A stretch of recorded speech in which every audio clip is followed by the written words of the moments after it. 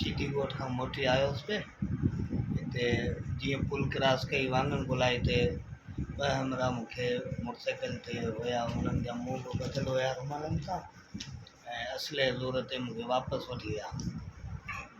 उहो इहो कचो रस्तो लहे थो आरफाणी ॻोठ ॾे, हेॾे अंदरि वञी अंधेरे में मूंखे असले ज़ोर ते रतको कयूं ऐं वॾो टार्चर कयूं ऐं जेके मूं वटि मोबाइल हुया उहे बि खसे विया ऐं नगद रक़म हुई उहा बि खसे विया।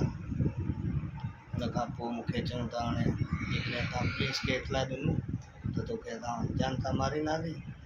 उन खां पहिरीं मूंखे 5 लख रुपया चयूं त तूं घरां घुराए न त असां तोखे वापसि न छॾींदासीं। पोइ मां महिनत करे उन्हनि खे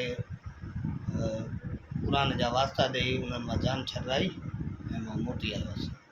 पोइ अची मां थाणे ते NC वग़ैरह कटराई आहे।